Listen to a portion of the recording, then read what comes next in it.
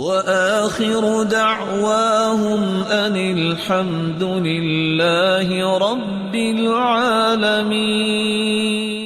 گھر سے وضو کریں، ساتھ ارادہ بھی کریں میں نے آج مسجد میں جا کے کچھ سیکھنا ہے یا سکھانا ہے۔ ارادہ، مسجد میں آئے، نماز پڑھی، کو بات سنی سنائی، حدیث میں آتا ہے تامن حجت، اجر اس کا اتنا لکھا جاتا ہے یہ مکمل حج کر کے جا رہا ہے۔ ایک دن میں 5 نمازوں میں ایسے آئے تو ایک دن میں کتنے حج ہوئے؟ ہفتے میں کتنے ہوئے؟ بولے سارے ہی میری طرح ریاضی میں فیل ہی رہے ہیں آپ۔ کتنے ہفتے میں بنتے ہیں؟ اور مہینے میں کتنے حج ہوں گے؟ 150۔ اور سال میں کتنے ہوں گے؟ 1800 حج۔